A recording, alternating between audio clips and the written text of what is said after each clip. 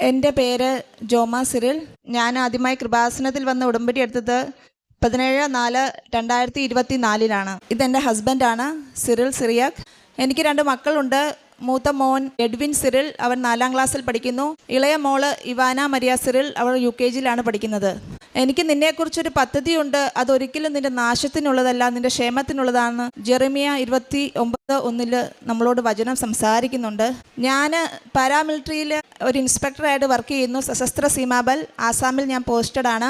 2023 November മാസത്തിൽ ഞാൻ തേജ്പൂരിലുള്ള ഒരു ട്രെയിനിങ് സെൻറ്ററിലാണ് വർക്ക് ചെയ്യുന്നത്. പുതിയതായിട്ട് വരുന്ന ട്രെയിനീസിനെ, പുതിയതായിട്ട് SSC ത്രൂ റിക്രൂട്ട് ആകുന്ന കുട്ടികളെ 1 ഇയർ ട്രെയിനിങ് കൊടുത്ത് ബോർഡറിലേക്ക് വിടുന്നത്, അവിടെ ട്രെയിനിങ് കംപ്ലീറ്റ് ആക്കുന്ന ട്രെയിനറാണ് ഞാൻ. അപ്പോൾ 2023 നവംബറിലാണ് എനിക്ക് അവിടെ വെച്ച് ഭയങ്കരമായ പനിയും ചുമയും ഉണ്ടായി. അപ്പോൾ ഞാൻ ചുമയ്ക്ക് മരുന്ന് ഹോസ്പിറ്റലിൽ പോവുകയും മെഡിസിൻ മേടിക്കുകയും ആൻറ്റിബയോട്ടിക് കഴിക്കുകയും ചെയ്തു. എന്നാൽ ആൻറ്റിബയോട്ടിക് കഴിച്ചിട്ടും എനിക്കെൻ്റെ ചുമയോ പനിയുടെ ക്ഷീണമോ ഒന്നും മാറുന്നില്ലായിരുന്നു. അപ്പോൾ ചെറിയൊരു ഭക്ഷണം കഴിക്കാൻ ചെറിയൊരു ബുദ്ധിമുട്ടുണ്ടായിരുന്നു. അപ്പോൾ ഡോക്ടർ പറഞ്ഞു, എന്നാൽ നമുക്ക് അൾട്രാസൗണ്ട് എടുക്കാം. അപ്പോൾ അൾട്രാസൗണ്ടും എൻഡോസ്കോപ്പിക്കും ഡോക്ടർ എഴുതി. അങ്ങനെ അൾട്രാസൗണ്ട് ചെയ്തു. അപ്പോൾ അതിൽ പ്രത്യേകിച്ച് കുഴപ്പമൊന്നുമില്ല. അതിനുശേഷം ഡോക്ടർ ഒരു എൻഡോസ്കോപ്പി ചെയ്തു. എൻഡോസ്കോപ്പിയിലും അതിൻ്റെ റിസൾട്ട് വന്നപ്പോൾ എനിക്ക് പ്രത്യേകിച്ചൊരു കുഴപ്പവുമില്ല. ഗ്യാസ് ട്രബിളിൻ്റെ കുറച്ച് പ്രശ്നങ്ങൾ മാത്രമേ ഉള്ളൂ.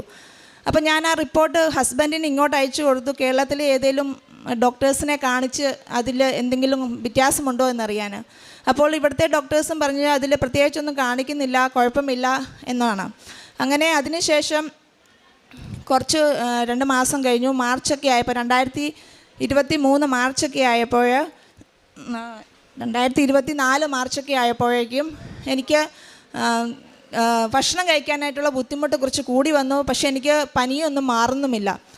അപ്പോൾ ആസാമിൽ അവിടെ സാധാരണ ആ സമയത്ത് തണുപ്പൊക്കെയാണ്. അപ്പോൾ എല്ലാവരും പറഞ്ഞത് അലർജീൻ്റെ പ്രശ്നമാണ്, ചുമ മാറാത്തത്. പക്ഷേ എന്തോ എനിക്കൊരു സംശയമുണ്ടായിരുന്നു, ഇതെന്താണ് ഇങ്ങനെ പനി മാറാത്തത്. ഞാനൊരു ട്രെയിനറാണ്, അത്യാവശ്യം ഫിസിക്കലി ഞാൻ ഫിറ്റാണ്, രാവിലെ റണ്ണിങ് ചെയ്യുന്നു. അപ്പം ഇങ്ങനൊരു അസുഖം മാറാതിരിക്കേണ്ട കാര്യമില്ലല്ലോ, എന്തെങ്കിലും എന്താണോ എനിക്കറിയില്ല. ദൈവത്തിൻ്റെ ഒരു കൃപയാണ്. ഞാൻ എന്തായാലും ഒന്നുകൂടെ ടെസ്റ്റ് ചെയ്യാൻ തീരുമാനിച്ചു. അങ്ങനെ മാർച്ചിൽ വീണ്ടും ഞാൻ ആ ഹോസ്പിറ്റലിൽ തന്നെ, ഒരു മൾട്ടി സ്പെഷ്യാലിറ്റി ഹോസ്പിറ്റലാണ്, അവിടെ പോയി വീണ്ടും അൾട്രാസൗണ്ട് എടുത്തു. അപ്പോൾ ഡോക്ടർ പറഞ്ഞു ഒരു ഗ്യാസ്ട്രിക് വോൾ തിക്കനിങ് ആണ്. അപ്പോൾ ഡോക്ടർ പറഞ്ഞു നമുക്ക് വേറൊരു എൻഡോസ്കോപ്പി ചെയ്യാം. അങ്ങനെ എൻഡോസ്കോപ്പി ചെയ്തുകൊണ്ടിരുന്നപ്പോൾ ഡോക്ടർ പറഞ്ഞു നമുക്ക് ബയോപ്സിക്ക് വിടണം, ഇത് വയറ്റിലെന്തോ ചെറിയൊരു ഇത് കാണിക്കുന്നുണ്ട്, അപ്പോൾ അത് ബയോപ്സിക്ക് വിടണം. അങ്ങനെ ഡോക്ടർ അത് ബയോപ്സിക്ക് വിട്ടു. ബയോപ്സിയുടെ റിസൾട്ട് എനിക്ക് കിട്ടിയത് മാർച്ച് 30 ആയിരുന്നു. ഞാനും കുഞ്ഞുങ്ങളും മാത്രമേ ഉള്ളൂ ആസാമിൽ, അവരവിടെയാണ് പഠിക്കുന്നത്. ഹസ്ബൻഡ് ഇവിടെ ജോലി ചെയ്യുവാണ് പാലായിൽ. അപ്പോൾ ഞാനും കുഞ്ഞുങ്ങളും മാത്രമേ ഉള്ളൂ. അപ്പോൾ ബയോപ്സി റിസൾട്ട് കയ്യിൽ കിട്ടിയപ്പം അതിൽ ക്യാൻസറാണ്, സ്റ്റൊമക്ക് ക്യാൻസർ സ്റ്റേജ് 3. അപ്പോൾ ഞാൻ പെട്ടെന്ന് ഹസ്ബൻഡിനെ വിളിച്ചു, ക്യാൻസറാണ്, സ്റ്റേജ് 3 ആണ്, ഇനി എന്ത് ചെയ്യും എന്നൊരു ഇതായിരുന്നു. അപ്പോൾ ഞാൻ ആദ്യം പറഞ്ഞത് എനിക്ക് ആദ്യം കൃപാസനത്തിൽ പോയി ഒരു ഉടമ്പടി എടുക്കണം എന്നാണ് അവൾ വെച്ച് പറഞ്ഞത്. അതിനുശേഷം പിറ്റേ ദിവസം തന്നെ ലീവ് സാങ്ഷനാക്കി ഏപ്രിൽ 2 ഞാൻ ആസാമിൽ നിന്ന് കേരളത്തിലേക്ക് വരികയും ഹസ്ബൻഡ് അന്നേരം തന്നെ ഹോസ്പിറ്റലുകളിലെല്ലാം നോക്കിയിട്ട് ഏത് ഹോസ്പിറ്റലിലാണ് ട്രീറ്റ്മെൻറ്റ് തുടങ്ങേണ്ടത് എന്ന് നോക്കി വയ്ക്കുകയും ചെയ്തിരുന്നു.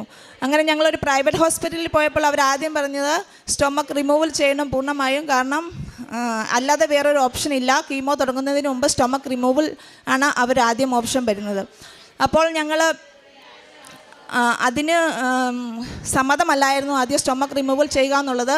കാരണം ഞങ്ങൾക്ക് തോന്നി ഞങ്ങൾ കീമോ സ്റ്റാർട്ട് ചെയ്യുകയാണ് വേണ്ടത്. അങ്ങനെ ഒരു മനസ്സിലിങ്ങനെ കീമോ സ്റ്റാർട്ട് ചെയ്യുകയാണ് വേണ്ടത്. ഹസ്ബൻഡ് പറഞ്ഞ് നമുക്ക് അവിടെ പോകണ്ട. ഞങ്ങൾ അങ്ങനെ ലാസ്റ്റ് ഹോസ്പിറ്റലിൽ RCC പ്രിഫർ ചെയ്യുകയും ഞങ്ങൾ ട്രിവാൻഡ്രം RCCയിൽ പോവുകയും ചെയ്തു.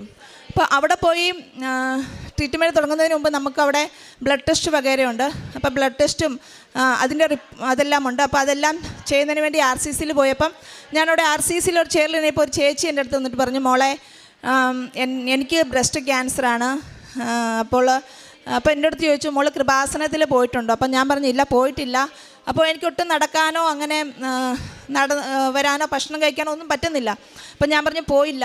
അപ്പോൾ എന്നോട് പറഞ്ഞു മോൾ തീർച്ചയായിട്ടും അവിടെ പോയി ഒരു ഉടമ്പടി എടുക്കണം, അവിടെ പോയി ഉടമ്പടി എടുത്താൽ നമുക്ക് കീമോയൊക്കെ ഒത്തിരി ശക്തിയോടെ നമുക്കതൊക്കെ ഒന്ന് ചെയ്യാൻ പറ്റും, ഒത്തിരി വിഷമമൊന്നും വരത്തില്ലെന്നൊക്കെ പറഞ്ഞു. അപ്പോൾ ഞാൻ ആ പത്രം മേടിക്കുകയും അതിനുശേഷം ഞാൻ ഹസ്ബൻഡിനോട് പറഞ്ഞു നമുക്ക് കൃപാസനത്തിൽ എന്തായാലും എനിക്ക് പോകണം. അപ്പോൾ ഇവരെല്ലാം പറഞ്ഞു നിനക്കൊട്ടും നടക്കാൻ വയ്യ, ഭക്ഷണം കഴിക്കാൻ വയ്യ, ഒത്തിരി ഞാനങ്ങ് ഡൗൺ ആണ്. അപ്പോൾ പറഞ്ഞു ഞങ്ങൾ ഉടമ്പടി എടുക്കാം. അപ്പോൾ ഞാൻ പറഞ്ഞു അത് പറ്റില്ല, എനിക്ക് തന്നെ പോയി എനിക്ക് ഉടമ്പടി എടുക്കണം. അങ്ങനെ ഞങ്ങൾ കീമോ സ്റ്റാർട്ട് ചെയ്യുന്നതിന് മുമ്പ് ഏപ്രിൽ 19 കീമോ RCC സ്റ്റാർട്ട് ചെയ്യുന്നത്. അപ്പോൾ ഞാൻ 17-ാം തീയതി കൃപാസനത്തിൽ വരികയും എന്നെ കയ്യിൽ പിടിച്ചുകൊണ്ടാണ് വന്നത്. എനിക്ക് നടക്കാൻ വയ്യ, വളരെ എൻ്റെ നില വളരെ ഇതായിരുന്നു. എന്തെങ്കിലും ഞാൻ വന്ന് ഉടമ്പടി എടുത്തു, അച്ഛനെ കണ്ടു. അച്ഛൻ എൻ്റെ ഉടമ്പടി തൈലം കൊണ്ട് വയറ്റിൽ കുരിശ് വരച്ച് പ്രാർത്ഥിച്ചു. അതിനുശേഷം ഉടമ്പടി എടുത്തിട്ട് ഞങ്ങൾ പോവുകയും ഏപ്രിൽ 19-ാം തീയതി തൊട്ട് എൻ്റെ കീമോ സ്റ്റാർട്ട് ചെയ്യുകയും ചെയ്തു. 12 കീമോയുടെ സൈക്കിൾസ് ആയിരുന്നു നടന്നത്. ഒരു കീമോ സാറ്റർഡേ രാവിലെ തുടങ്ങി മൺഡേ വൈകുന്നേരം വരെ 48 അവേഴ്സിൻ്റെ കീമോസ് ആയിരുന്നു. പക്ഷേ ഞാനാണെങ്കിൽ കീമോയുടെ സമയത്ത് എപ്പോഴും ജപമാല ചൊല്ലിക്കൊണ്ടാണ് കീമോ അവിടെ RCCയിൽ ചെന്നിട്ടാണ് കീമോ എടുക്കേണ്ടത്. അപ്പം നമ്മൾ കീമോ കയറുന്ന സമയത്ത് മുഴുവൻ ഞാൻ എൻ്റെ കയ്യിൽ കൊന്തയിൽ പിടിച്ച് ജപമാല ചൊല്ലിക്കൊണ്ടിരുന്നു. ജപമാല ചൊല്ലുമായിരുന്നു. മാതാവേ എന്നെ അങ്ങയുടെ നീല കുപ്പായത്തിൽ എന്നെ പൊതിഞ്ഞ് സൂക്ഷിക്കണമേ എന്ന് പറഞ്ഞ്. അപ്പോൾ കുഞ്ഞുങ്ങളൊക്കെ അമ്മയുടെ അച്ഛൻ്റെ അടുത്തുമായിരുന്നു. എൻ്റെ ഏറ്റവും എനിക്ക് അത്ഭുതം തോന്നിയത് കീമോ ഇടുന്നീളം എൻ്റെ തലയിൽ ഒരു തലമുടി കൊഴിയാൻ പോലും എൻ്റെ ഈശോ സമ്മതിച്ചില്ല എന്നുള്ളത്. എൻ്റെ ഒരു തലമുടി പോലും കൊഴിഞ്ഞില്ല. അതിനുശേഷം കീമോയിൽ എനിക്ക് ഒത്തിരി ബുദ്ധിമുട്ട്, ബാക്കിയുള്ളവർക്കൊക്കെ ഒത്തിരി ബുദ്ധിമുട്ട് വന്നപ്പോഴും എനിക്കങ്ങനെ ഒത്തിരി ബുദ്ധിമുട്ടൊന്നും ഉണ്ടായില്ല. ആദ്യത്തെ കീമോയിൽ മാത്രമേ എനിക്ക് ചെറിയ ബുദ്ധിമുട്ടുണ്ടായിരുന്നുള്ളൂ. ബാക്കി എല്ലാ കീമോയിലും എനിക്ക് വലിയ ബുദ്ധിമുട്ടുണ്ടായില്ല. പിന്നെ ഞാൻ പതിയെ പതിയെ ഭക്ഷണം കഴിക്കാൻ തുടങ്ങി. 6-ാം മാസത്തെ സ്കാനിങ്ങിന് ശേഷം ഡോക്ടർ പറഞ്ഞത് മെഡിസിൻ ഏറ്റവും നല്ലതുപോലെ പ്രവർത്തിച്ചു എന്നുള്ളത്. കാരണം എല്ലാവർക്കും മെഡിസിൻ ഒരേ തരത്തിലല്ല പ്രവർത്തിക്കുന്നത്. പക്ഷേ എനിക്ക് ഡോക്ടർ നിർദ്ദേശിച്ച മെഡിസിന് ഏറ്റവും ഇഫക്റ്റീവായിട്ട് എനിക്ക് പ്രവർത്തിച്ചു. അപ്പോൾ ഞാൻ ഉടമ്പടി എടുത്തതിന് ശേഷം എന്നും രാവിലെയും എനിക്ക് എത്ര വയ്യെങ്കിലും ഞാൻ രാവിലെ എണീക്കും.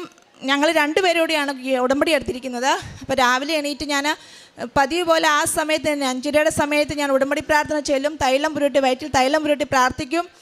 പിന്നെ എവിടെയൊക്കെ എനിക്ക് വേദനയുണ്ടോ കീമോയിൽ എടുക്കുമ്പോൾ കീമോയുടെ പിക്കിലൈൻ ഇട്ടിരിക്കുന്ന കയ്യിലായിരുന്നു. അപ്പോൾ ഈ കൈ കൊണ്ട് നമുക്കൊന്നും ചെയ്യാൻ പറ്റത്തില്ല. 6 മാസം വെള്ളം നനയ്ക്കാനോ ഒന്നും പറ്റിയില്ല.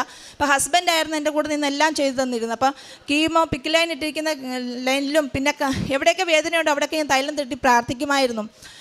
എനിക്ക് അങ്ങനെ എനിക്കൊരു പേടിയില്ലായിരുന്നു. എനിക്ക് എന്തെങ്കിലും സംഭവിക്കും എന്നൊരു പേടി എനിക്ക് ഒരിക്കലും തന്നിട്ടില്ല പരിശുദ്ധാത്മാവ്.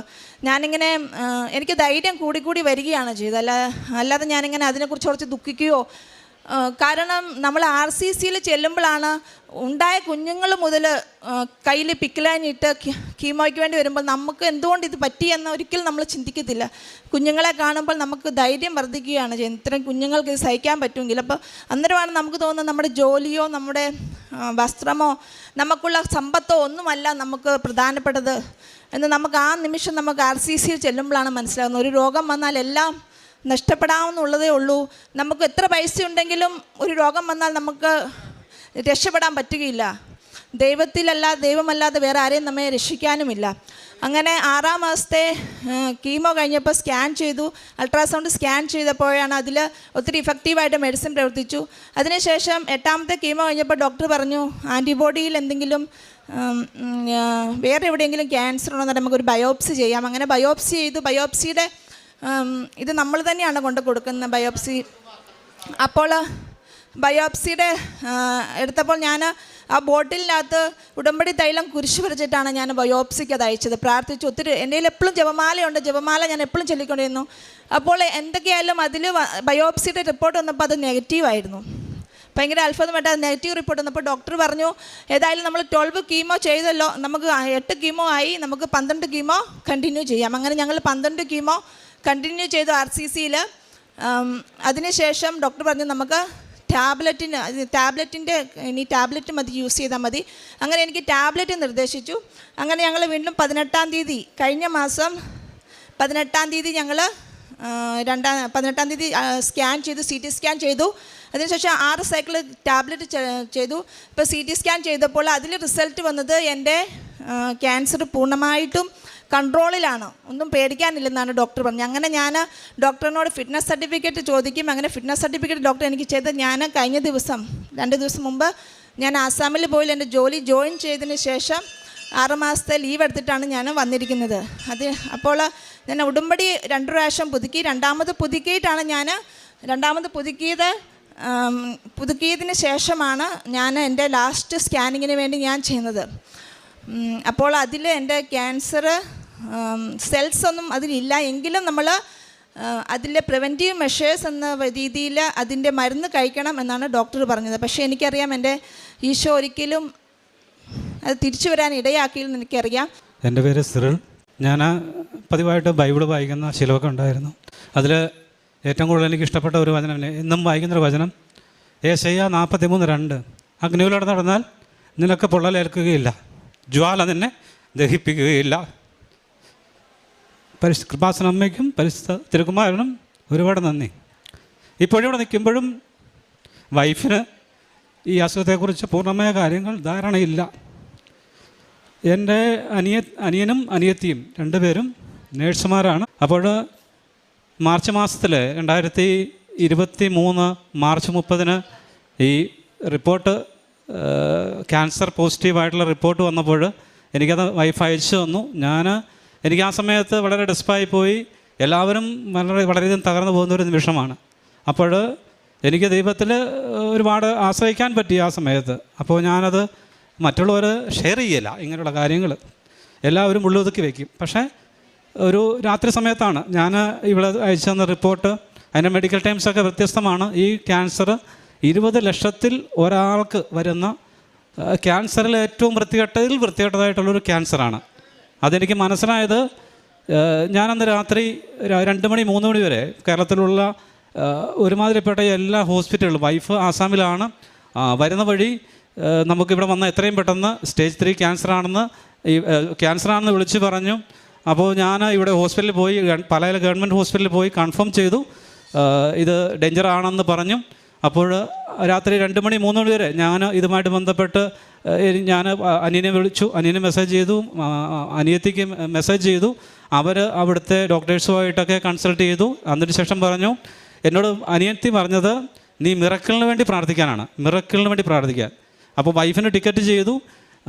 5-ാം തീയതി ഏപ്രിൽ മാസം 5-ാം തീയതി 2023 ഏപ്രിൽ മാസം 5-ാം തീയതി ഞങ്ങൾ കാരിത്താസ് ഇവിടുത്തെ ഹോസ്പിറ്റലിൽ, പ്രൈവറ്റ് ഹോസ്പിറ്റലിൽ നമ്മുടെ പെറ്റ് സ്കാനിന് വേണ്ടിയിട്ട് ഡേറ്റ് എടുത്ത് വൈഫ് വരുന്നതിന് ഇപ്പുറം തന്നെ തലേദിവസം പോയി ഡോക്ടറെ കണ്ട് റിപ്പോർട്ട് കൊടുത്ത് സ്കാനിങ്ങിനുള്ള ഇതെല്ലാം ചെയ്തു.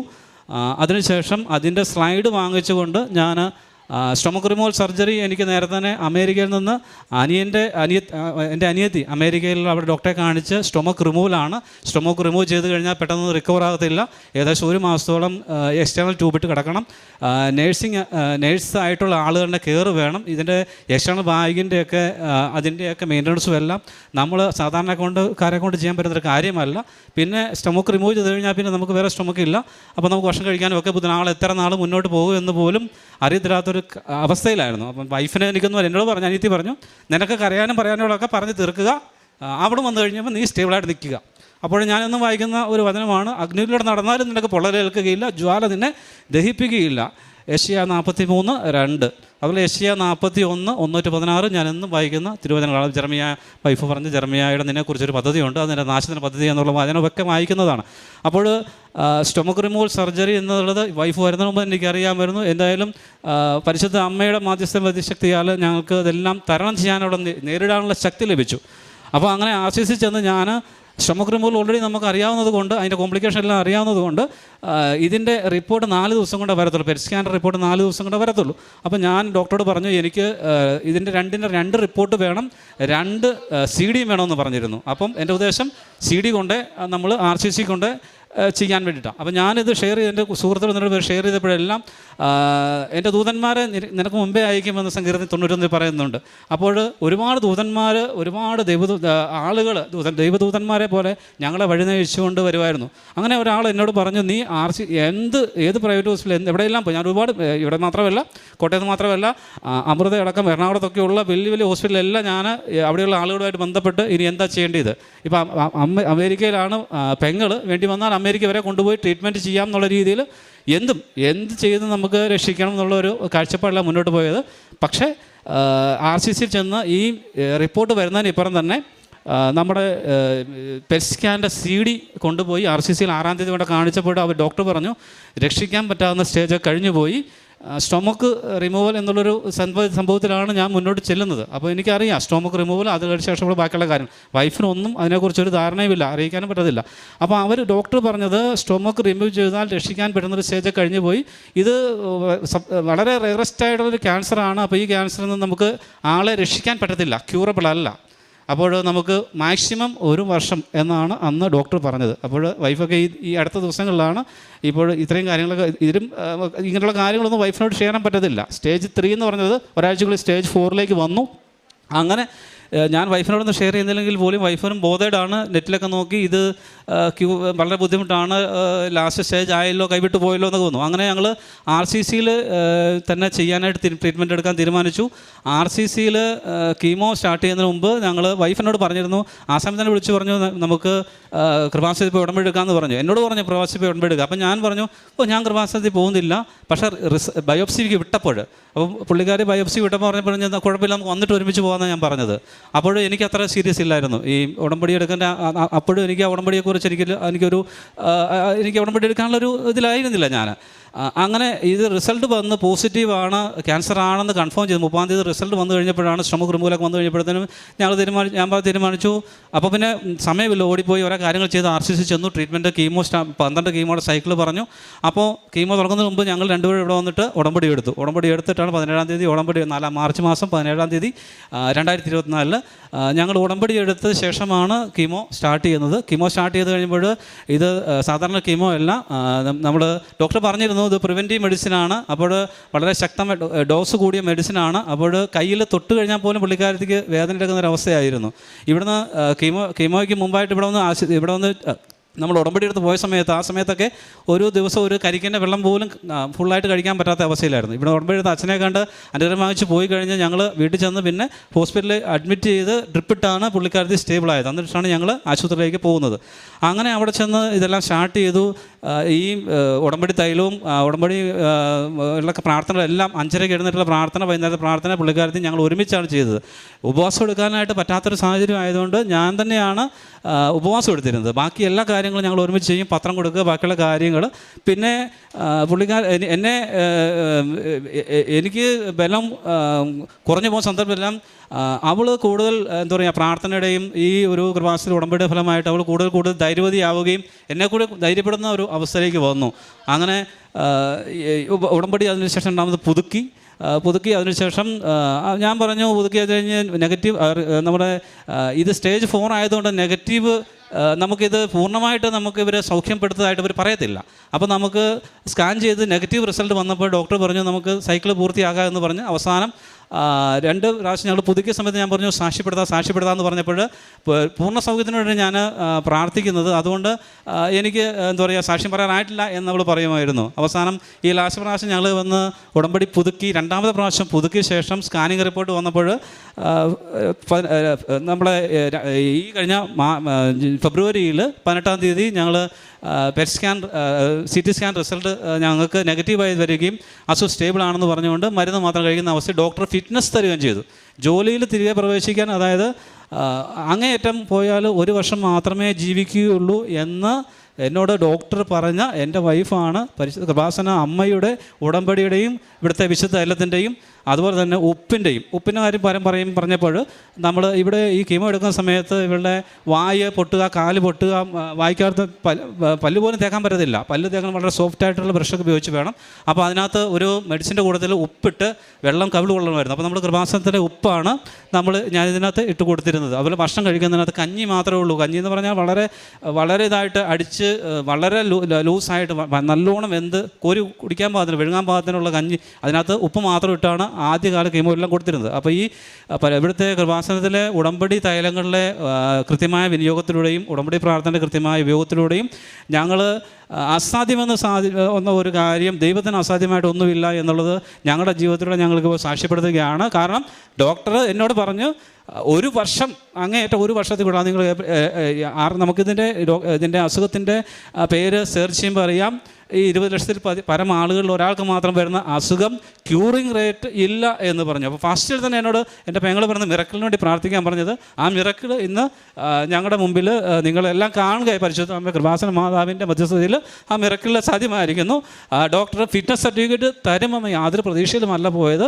ഞങ്ങൾ, അതായത് ഇവള് പാരാമിലിറ്ററി കോഴ്സ് ഓഫീസറാണ്, അവിടെ ട്രെയിനറാണ്. 1000 പേരുടെ ഒരു ബാച്ച് വരുമ്പോൾ ആ ബാച്ചിന് ട്രെയിനിങ് കൊടുക്കേണ്ട ആളാണ്. അപ്പോൾ അവിടെ പോയി ജോലിക്ക് റീജോയിൻ ചെയ്യണമെങ്കിൽ ഈ സ്റ്റേജ് 4 ക്യാൻസറിലുള്ള ആൾക്ക് ഫിറ്റ്നസ് കിട്ടുക എന്ന് പറഞ്ഞത് അസാധ്യമായ കാര്യമാണ്.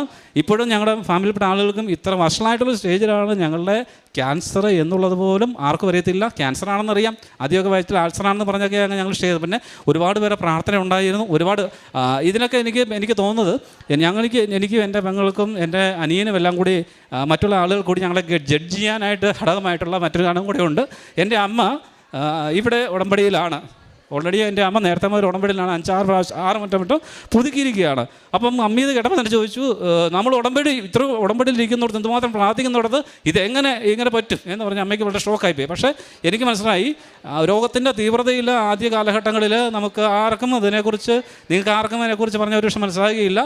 2 കുഞ്ഞു കുട്ടികൾ മാത്രമായിട്ടിരിക്കുന്ന അവസ്ഥയിൽ ഇതിൻ്റെ വേദന, അവൾ തന്നെ ഈ ക്യാൻസർ സ്റ്റേജ് ഇരിക്കുന്ന അവസ്ഥയിൽ നിന്ന് ആസാമിൽ നിന്ന് തന്നെ ഫ്ലൈറ്റിൽ 2 കുഞ്ഞുങ്ങളായിട്ട് കൂടുതൽ വേലക്കാരിയുടെ ആ സമയത്ത് ഞങ്ങൾക്ക് ദൈവാനുഗ്രഹിച്ച് ഞങ്ങൾക്ക് കിട്ടി. അപ്പോൾ ആ വേലക്കാരിയുടെ കൂട്ടി, ആ വേലക്കാരി 2ാമതിനാണ് ടിക്കറ്റ് എടുക്കുന്നത്. അങ്ങനെ ഞങ്ങൾ ഒരുമിച്ച് ഇവിടെ വന്നു കഴിഞ്ഞപ്പോൾ ഇവള് ഭയങ്കരമായിട്ട് രോഗത്തിൻ്റെ തീവ്രതയാൽ ഭയങ്കരമായ വേദന എടുത്ത് വളരെ പൊളയുന്നൊരു അവസ്ഥയുണ്ടായി. വേദന കൊണ്ട് കുത്തിയിരുന്ന് നിലത്തിരുന്ന് കരയുന്നൊരവസ്ഥയിൽ എന്നോട് പറയണ്ട, എന്നെ കൊന്നു കളഞ്ഞേക്ക് അപ്പ എന്ന് പറഞ്ഞ അവരവസ്ഥയിലൂടെ എല്ലാം ഞങ്ങൾ കടന്നുപോയതാണ്. അപ്പം ഞങ്ങൾ രണ്ടുപേരും ഒരുമിച്ച് ആത്മഹത്യ ചെയ്തതാണ് എന്ന് പോലും ചിന്തിച്ച അവസ്ഥയിൽ പരിശുദ്ധ അമ്മയുടെ മാധ്യസ്ഥം എപ്പോഴും നിന്നെക്കുറിച്ചുള്ള പദ്ധതി നാശത്തിൻ്റെ പദ്ധതിയല്ല എന്ന് പറഞ്ഞതുപോലെ ആ മമ്മിയും ഉടമ്പടിയിലായിരിക്കുന്ന ആദ്യം മുതൽ ഉടമ്പടിയുടെ സംരക്ഷണം, അതുപോലെ ജപമാലയും പ്രേക്ഷിത പ്രവർത്തനത്തെ ഈ ഇത്തരത്തിലുള്ള ബൈബിൾ വായനയിലേക്ക് ഒരു വലിയ ശക്തിയിൽ ഞങ്ങൾക്ക് ഇതിനകത്ത് പിടിച്ചു നിൽക്കാൻ പറ്റുകയും ശരിയായ ചികിത്സ നേടിയെടുക്കാനും ശരിയായ ചികിത്സയിലൂടെയും ശരിയായ പ്രാർത്ഥനയിലൂടെയും സർവോപരി പരിശുദ്ധ അമ്മയുടെ കൃപാസന മാതാവിൻ്റെ ഉടമ്പടിയിലൂടെയും ഇപ്പോൾ ഫിറ്റ്നസ് നേടി ജോലിയിൽ തിരികെ പ്രവേശിച്ച് വീണ്ടും 6 മാസത്തെ അവധിയിൽ ഞങ്ങൾ തിരിച്ച് വന്നിരിക്കുകയാണ്. പിന്നെ അതിനകത്തൊരു പ്രത്യേകമായിട്ടൊരു കാര്യം, ഭക്ഷണം കഴിക്കാൻ പോലും പറ്റാത്ത അവസ്ഥയിൽ ഇവൾക്കുള്ള ഭക്ഷണം കൂടെ ഞാൻ തന്നെയാണ് പ്രിപ്പയർ ചെയ്യുന്നത്. അവളുടെ അമ്മയും 2 അവളുടെ അമ്മയും അച്ഛനും 2 കുട്ടികളെ ഞങ്ങൾ എൻ്റെ വീട്ടിൽ പാലയിലാക്കിയിട്ട് ഞങ്ങൾ 5 മാസം തിരുവനന്തപുരം ആർച്ചിസിൻ്റെ ഗേറ്റിൻ്റെ വാതിക്കൽ ഒരു വീട് വാടകയ്ക്ക് എടുത്ത്, കാരണം കീമോ എടുക്കുന്ന സമയത്ത് ഞങ്ങൾക്ക് പിന്നെ മറ്റുള്ളവരുമായിട്ട് സമ്പർക്കത്തിൽപ്പെടാൻ പറ്റും. ഡോക്ടർ പറഞ്ഞ ഒറ്റേ ഒരു കാര്യമേ ഉള്ളൂ, നിങ്ങൾ എവിടെയെങ്കിലും റൂം എടുത്തിരിക്കുക, ഭക്ഷണം സ്വന്തമായിട്ട് തയ്യാറാക്കി കഴിക്കുക എന്നാണ് പറഞ്ഞത്. അപ്പോൾ അവൾക്കുള്ള ഭക്ഷണം വരെ ഞാൻ വളരെ കഷ്ടപ്പെട്ട് ഈ പറഞ്ഞ പോലെ കഞ്ഞിയൊക്കെ 15-16 വിസിലൊക്കെ അടിച്ച് കൊടുത്തിട്ട് കോരി കൊടുത്തിട്ട് അവസ്ഥയിൽ ഞങ്ങൾ RCCയിൽ ഇങ്ങനെ പോകുന്ന സമയത്ത് ഞായറാഴ്ച RCCയിൽ അപ്പോൾ നമുക്ക് കാരുണ്യപ്രവർത്തികൾ ഉടമ്പടി ഭാഗമായിട്ട് ബാക്കിയുള്ള കാര്യങ്ങളൊക്കെ ചെയ്യുന്നൊരു കാരുണ്യപ്രവർത്തി ഞങ്ങൾ പോകാൻ പറ്റുന്നില്ല. വിശുദ്ധ കുർബാനയിൽ ആദ്യത്തെ 3 മാസത്തോളം ഞങ്ങൾക്ക് പുറത്ത് ബന്ധമില്ല, ആശുപത്രി വരുന്നു അങ്ങനെ ഇരിക്കുന്ന അവസ്ഥയിൽ അവൾ എന്നോട് പറഞ്ഞു കാരുണ്യപ്രവർത്തികൾ ചെയ്യണം, നമുക്ക് കടമയുണ്ട്. അപ്പോൾ എന്നോട് പറഞ്ഞു ഞായറാഴ്ച ഞങ്ങൾ മനസ്സിലാക്കിയത് ഞായറാഴ്ച RCCയിൽ ക്യാൻറ്റീന് അവധിയാണ്. അപ്പോൾ അവിടെ ഈ ഞങ്ങൾ RCC ട്രീറ്റ്മെൻറ്റ് എടുക്കാൻ പോകുമ്പോൾ കീമോ എടുക്കാൻ ഞങ്ങൾ ശനിയാഴ്ചയാണ് തീരുന്നത്. അപ്പോൾ വെള്ളിയാഴ്ച കഴിഞ്ഞാൽ തിങ്കളാഴ്ച വരെ ഞങ്ങൾ ഈ കീമോയിലായതുകൊണ്ട് തിങ്കളാഴ്ച നമ്മൾ ഞായറാഴ്ച പോയി ട്രിപ്പ് ഊരണം, അല്ലെങ്കിൽ തിങ്കളാഴ്ചയാണ് ഊരുന്നത്. അപ്പോൾ ഈ ഞായറാഴ്ച ഇവർ ഭക്ഷണത്തിന് ബുദ്ധിമുട്ടുണ്ട്. അപ്പോൾ അവൾ തന്നെ എന്നോട് പറഞ്ഞു നമുക്ക് ഉടമ്പടി ഭാഗത്തുള്ള കാരുണ്യപ്രവർത്തിയായിട്ട് നമുക്ക് ചോറുണ്ടാക്കി കൊടുക്കാം. അപ്പോൾ എനിക്കത് ഭയങ്കര എങ്ങനെ ഇത് ചെയ്യുമെന്ന് എനിക്ക് തന്നെ ചിന്തിക്കാൻ പറ്റില്ല. കാരണം അവൾക്കുള്ള ഭക്ഷണം ഞാൻ തന്നെ പ്രിപ്പയർ ചെയ്ത് എങ്ങനെ കൊടുക്കുന്നുള്ള അവസ്ഥയിൽ അവൾ എന്നോട് പറഞ്ഞു എനിക്ക് എന്തായാലും ഇത് ചെയ്തേ പറ്റുള്ളൂ എന്ന് പറഞ്ഞു. അവൾക്ക് അമ്മയുടെ ആ ഒരു വലിയൊരു അനുഗ്രഹം കിട്ടിയതുകൊണ്ടായിരിക്കും ഞാനവിടെ കൂടാം എന്ന് പറഞ്ഞുകൊണ്ട് ഞങ്ങൾ 2 പേര് കൂടെ കൂടുതൽ ഞാനെല്ലാം അരിഞ്ഞു കൊടുക്കും, അതിനുള്ള കാര്യങ്ങളെല്ലാം ചെയ്യും. അവസാനം ഈ മസാലയൊക്കെ ചേർക്കും, കടുക് പൊട്ടിക്കുക, ഞാൻ തന്നെ വേണം പാത്രത്തിൽ ഇട്ട് കൊടുക്കുക. അങ്ങനെ കറികളൊക്കെ ഉണ്ടാക്കി ആ ഉടമ്പടി നമ്മൾ കീമോ തുടങ്ങി ആദ്യത്തെ 2 മാസം കഴിഞ്ഞ് 3-ാം മാസം മുതൽ ഞങ്ങൾ ഭക്ഷണം ഉണ്ടാക്കി കൊടുക്കാനായിട്ട് പറ്റി. അങ്ങനെ മറ്റുള്ളവരിൽ ഈ ചെരുവിലൂടെ ചെയ്തപ്പോൾ എനിക്ക് തന്നെയാണ് ചെയ്തതെന്ന് പറഞ്ഞതുപോലെ അവിടെ RCCയിൽ ഇങ്ങനെയുള്ള പാവപ്പെട്ട രോഗികളിലേക്ക് അമ്മയ്ക്ക് ഈ ഭക്ഷണം നമ്മൾ സ്വന്തം, ഞാൻ ആദ്യം പറഞ്ഞാണ് ഭക്ഷണം നമുക്ക് കടയിൽ മേടിച്ച് കൊടുക്കാമെന്ന് പറഞ്ഞാൽ സമ്മതിച്ചില്ല. അങ്ങനെ ഇത് സ്വന്തമായിട്ട് നമുക്ക് തയ്യാറാക്കി കൊടുക്കുവാനായിട്ടും അതിനുശേഷം ഇപ്പോഴും ഞങ്ങൾ എന്താ പറയുക, നമുക്ക് നാട്ടിൽ തിരിച്ചു വന്ന ശേഷം 5 മാസം കഴിഞ്ഞ് ഞങ്ങൾ അവിടുത്തെ ഫിറ്റ്നസ് എല്ലാം ആയി കഴിഞ്ഞപ്പോൾ വീടൊക്കെ വിട്ടു. പിന്നെ കീമോയ്ക്ക് കൊണ്ടിട്ട് ഞങ്ങൾ പോയി വരുന്ന അവസ്ഥയായി. പിന്നെ കീമോ തീർന്നിപ്പോൾ ഞങ്ങൾ മെഡിസിനിലേക്ക് മാറി. ഇപ്പോൾ മാസത്തിൽ ഒരിക്കൽ 3 ആഴ്ച കൂടുമ്പോൾ നമ്മൾ റിവ്യൂ ചെയ്ത മരുന്നുകൾ ഉണ്ട്. ഇപ്പോൾ ഞങ്ങൾ നാട്ടിൽ തിരിച്ചു വന്ന ശേഷം നമ്മുടെ അടുത്ത് ഒരു പാവപ്പെട്ട രോഗികൾക്ക് വേണ്ടിയിട്ടുള്ള, മാനസിക രോഗികൾക്ക് വേണ്ടിയിട്ടുള്ള ഒരു സ്ഥാപനമുണ്ട്. അവിടെ ബുധനാഴ്ച ദിവസങ്ങളിൽ അവിടെ RCC ഞായറാഴ്ച കൊടുത്തിരുന്ന പൊതിച്ചോറ് ഞങ്ങൾ വീട്ടിൽ ഉണ്ടാക്കി 10 പൊതി 12 പൊതി ഉണ്ടാക്കി കൊടുക്കുന്നുണ്ട്. അപ്പോൾ ദൈവത്തിന് ഒന്നും അസാധ്യമല്ല എന്നുള്ളത് നമ്മളെക്കുറിച്ച് നമുക്ക് നാശത്തിനുള്ള ക്ഷേമത്തിൻ്റെ പദ്ധതിയാണ്. എത്ര വലിയ താഴ്ചയിൽ വീണ് പോയാലും രക്ഷിക്കാൻ പറ്റാതെ വിധം അവൻ്റെ കരം മുറുകി പോയിട്ടായില്ലെന്നും ഒക്കെ ഞങ്ങൾക്ക് മനസ്സിലായി. അപ്പോൾ ഇത്രയും വലിയ അനുഗ്രഹം ഞങ്ങൾക്ക് നൽകിയ പരിശുദ്ധ അമ്മയ്ക്കും തിരുക്കുമാരനും ഒരുപാട് നന്ദി. എനിക്ക് ഇതിലൂടെ ഒരു വലിയ ഇത് ലഭിച്ചത്, ഒരിക്കലും നമ്മൾ വിശുദ്ധ കുർബാനയ്ക്ക് ഒരിക്കലും പോകാതിരിക്കില്ല. ഞാൻ എന്നും വിശുദ്ധ കുർബാനയ്ക്ക് പോയി പങ്കെടുത്തിരുന്നു. എന്നും വിശുദ്ധ കുർബാന സ്വീകരിക്കുമ്പോൾ ഞാൻ ദൈവത്തിനോട് ഇതാണ് പ്രാർത്ഥിച്ചുകൊണ്ടിരുന്നത്: ദൈവമേ, എന്നെ അങ്ങ് ഔഷധമോ ഒന്നുമല്ല സൗഖ്യപ്പെടുത്തുന്നത്, അങ്ങാണ് സുഖപ്പെടുത്തുന്നത്, അങ്ങയുടെ ശരീരവും രക്തവുമാണ് എന്നെ സുഖപ്പെടുത്തുന്നത് എന്ന് പറഞ്ഞുകൊണ്ടാണ് ഞാൻ എന്നും വിശുദ്ധ കുർബാനയ്ക്ക് സ്വീകരിച്ചുകൊണ്ടിരുന്നത്. എനിക്ക് പറ്റുന്നിടത്തോളം ഇപ്പം ഞാൻ മുടങ്ങാതെ വിശുദ്ധ കുർബാനയിൽ പങ്കെടുത്തിരുന്നു. കീമോ കഴിഞ്ഞിട്ടാണെങ്കിലും ഞാൻ വിശുദ്ധ കുർബാന ഒരിക്കലും ഒഴിവാക്കിയിട്ടില്ല. പറ്റുന്നിടത്തോളം നമുക്ക് വിശുദ്ധ കുർബാന നമ്മൾ പങ്കുകൊള്ളണം, വിശുദ്ധ കുർബാന സ്വീകരിക്കണം, ജപമാല ചെല്ലണം. ഇതൊക്കെയാണ് എനിക്ക് പറയുവാനുള്ളത്. എൻ്റെ ഈശോയ്ക്കും പരിശുദ്ധ അമ്മയ്ക്കും 1000 എനിക്കൊരു പുതിയ ഒരു ജീവിതം നൽകിയതിന്, മരിച്ചു പോകും എന്ന് പറഞ്ഞെടുത്ത് നിന്ന് എന്നെ പിടിച്ചെഴുന്നേൽപ്പിച്ച് പുതിയൊരു ജീവിതം തന്നതിന് ഞാൻ അമ്മയ്ക്കും എൻ്റെ ഈശോയ്ക്കും 1000 നന്ദി പറയുന്നു. അതുപോലെ തന്നെ എനിക്ക് വേണ്ടി പ്രാർത്ഥിച്ച ഒത്തിരി പേര് ഉണ്ട്, ഒത്തിരി ആൾക്കാർ എനിക്ക് വേണ്ടി മധ്യസ്ഥം പ്രാർത്ഥിച്ചിട്ടുണ്ട്. അവർക്കെല്ലാവർക്കും നന്ദി പറയുന്നു. അതുപോലെ തന്നെ RCCയിലെ ഡോക്ടേഴ്സ്, നേഴ്സസ്, അവരൊക്കെ നമ്മൾ പറയും മാലാഖമാരാണ് നേഴ്സുമാർ. അവിടെ ചെല്ലുമ്പോഴാണ് നമുക്ക് മനസ്സിലാകുന്നത് ശരിക്കും മാലാഖമാർ തന്നെയാണ് നേഴ്സുമാരെന്ന് നമുക്ക് അവിടുത്തെ നേഴ്സുമാരെക്കുറിച്ചും പറയാൻ സാധിക്കും. ഡോക്ടർ അനൂപായിരുന്നു എന്നെ ട്രീറ്റ് ചെയ്ത്. ഡോക്ടറിനും ഒരുപാട് നന്ദി. എനിക്ക് വേണ്ടി പ്രാർത്ഥിച്ച എല്ലാവർക്കും നന്ദി. ജെറമിയ 30:12-17 തിരുവചനങ്ങൾ. കർത്താവ് അരുളി ചെയ്യുന്നു: സുഖപ്പെടുത്തുവാനാവാത്ത വിധം നിനക്ക് ക്ഷതമേറ്റിരിക്കുന്നു, നിൻ്റെ മുറിവ് ഗുരുതരമാണ്. ഞാൻ നിനക്ക് വീണ്ടും ആരോഗ്യം നൽകും, നിൻ്റെ മുറിവുകൾ സുഖപ്പെടുത്തും. ജോമാ സിറിൽ എന്ന ഈ മകളുടെ വളരെ അപൂർവമായ ക്യാൻസർ രോഗത്തിന് പരിശുദ്ധ കൃപാസന മാതാവിൻ്റെ ഉടമ്പടിയെടുത്ത് പ്രാർത്ഥിക്കുകയും വിശ്വസ്തതയിൽ ജീവിക്കുകയും ചെയ്തതിലൂടെ ലഭിച്ച വലിയ രോഗസൗഖ്യത്തെയാണ് ഈ അൾത്താരയിൽ ഈ മകളും ജീവിത പങ്കാളിയും ചേർന്ന് സാക്ഷ്യപ്പെടുത്തിയത്. ഈ മകളും ജീവിത പങ്കാളിയും സൂചിപ്പിക്കുന്നുണ്ട്, 20 ലക്ഷം പേരിൽ ഒരാൾക്ക് വരുന്ന ക്യാൻസർ, അത് നിമിഷ നേരം കൊണ്ട് വളരെയധികം സ്പ്രെഡ് ചെയ്യുന്ന ക്യാൻസർ, ആഴ്ചകൾക്കുള്ളിൽ സ്റ്റേജുകൾ മാറി അവസാന സ്റ്റേജ് എത്തുന്നത്, തുടങ്ങിയാൽ ഏതാണ്ട് 1 വർഷത്തിനുള്ളിൽ മരണം വന്നെത്തുന്ന ക്യാൻസർ, ഇൻക്യൂറബിൾ, ചികിത്സയില്ല, സൗഖ്യപ്പെടലില്ല എന്ന് ഡോക്ടർമാർ ഇന്ത്യക്കകത്തും പുറത്തുമുള്ളവർ ഇവരോട് തന്നെ ആവർത്തിച്ച് സൂചിപ്പിച്ച ക്യാൻസർ രോഗത്തിൻ്റെ സൗഖ്യപ്പെട്ട സാക്ഷ്യമാണ് ഈ അൾത്താരയിൽ ഈ ദമ്പതികൾ പങ്കുവയ്ക്കുന്നത്. ഇവർ കടന്നുപോയ വലിയ ക്ലേശങ്ങളുടെ, രോഗപീഠകളുടെ ആ യാതനകൾക്കൊപ്പം അവർക്ക് ലഭിച്ച വലിയ ആത്മധൈര്യത്തിൻ്റെ, കൃപാസന മാതാവിലുള്ള വലിയ വിശ്വാസത്തിൻ്റെ, അമ്മയിലൂടെ ഈശോ സൗഖ്യപ്പെടുത്തുമെന്ന വലിയ ബോധ്യത്തിൻ്റെ സാക്ഷ്യമാണ് ഈ മക്കളിവിടെ പങ്കുവെക്കുന്നത്. അവർ സാക്ഷ്യം പങ്കുവെക്കുമ്പോൾ 2-3 വചനങ്ങൾ ആവർത്തിച്ച് സൂചിപ്പിക്കുന്നുണ്ട്. ജെറമിയ 29:11, അതുപോലെ യെശയ്യാ 43:2.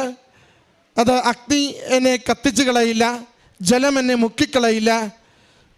ഞാനത് ഏത് വലിയ ക്ലേശത്തിൻ്റെ നാളുകളിലൂടെ കടന്നു പോകുമ്പോഴും എന്നെക്കുറിച്ചൊരു പദ്ധതിയുള്ള തമ്പുരാൻ അത് ക്ഷേമത്തിനും ഐശ്വര്യത്തിനുമുള്ളതാക്കി മാറ്റുമെന്ന ബോധ്യത്തോടു കൂടി വിശ്വസിച്ച് പ്രാർത്ഥിക്കുവാൻ ഈ മക്കൾക്ക് സാധിച്ചുവെന്നത് വലിയ കൃപയായി, കരുണയായി നമുക്ക് കാണുവാനാവും.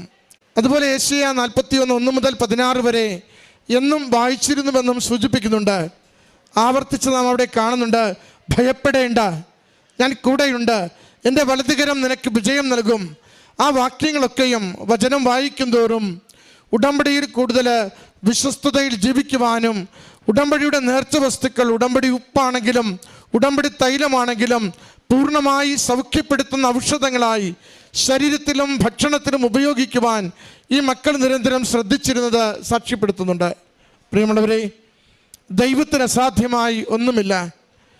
വൈദ്യശാസ്ത്രത്തിനേറെ പരിമിതിയുള്ളത് മുടന്തുണ്ടെന്ന് തിരിച്ചറിയുമ്പോഴും ദൈവം തന്നെ വിളിച്ചു പ്രാർത്ഥിക്കുന്ന ഓരോരുത്തരെയും സൗഖ്യവും സംരക്ഷണവും ആരോഗ്യവും നൽകി പുതിയ ജീവിതം, പുതിയ പ്രഭാതം ഉറപ്പിക്കുമെന്ന് ഈ മക്കളുടെ വാക്കുകളിലൂടെ സാക്ഷ്യപ്പെടുത്തുകയാണ്. പരിശുദ്ധമ്മയുടെ പ്രത്യക്ഷീകരണത്തിൻ്റെ സാക്ഷികളായി ഈ മക്കൾ ഈ അൾത്താരയിൽ നിന്ന് നിൽക്കുമ്പോൾ അച്ഛൻ്റെ കൈവപ്പ് ശുശ്രൂഷയിലൂടെ ശൈത്യപൂശി ബലപ്പെടുത്തി നൽകിയ ആശീർവാദത്തിലൂടെ, അതോടൊപ്പം ഉടമ്പടി തീവ്രമായ ക്ലേശനാളുകളിലും പുതുക്കിക്കൊണ്ട് പരിശുദ്ധമയിൽ ആശ്രയിച്ച് ജീവിക്കുവാൻ ഈ മക്കൾക്ക് ലഭിച്ച നല്ല പ്രചോദനത്തിലൂടെ, ഉടമ്പടിയുടെ പ്രാർത്ഥനകളും വചനവായനയും ജപമാലയും എന്നും ദിവ്യബലിക്ക് പോകുവാൻ രോഗത്തിൻ്റെ തീവ്രമായ നിമിഷങ്ങളിലും മുടങ്ങാതെ ബലിയർപ്പിച്ചുകൊണ്ട് എൻ്റെ കർത്താവിൻ്റെ തിരുശരീരവും തിരുരക്തവും എന്നെ സൗഖ്യപ്പെടുത്തുന്ന ഔഷധമെന്ന് ലോകത്തോട് പറയുന്ന സാക്ഷ്യമാണ് നാം ഇവിടെ കേൾക്കുന്നത്. പ്രിയമുള്ളവരെ, ഈ കുടുംബത്തിൽ ലഭിച്ച ഈ വലിയ സൗഖ്യാനുഭവത്തിന് കരങ്ങളടിച്ച് ദൈവനാമത്തെ മഹത്വപ്പെടുത്തി അമ്മ മാതാവിനും തിരുക്കുമാരനും നന്ദി പറയാം.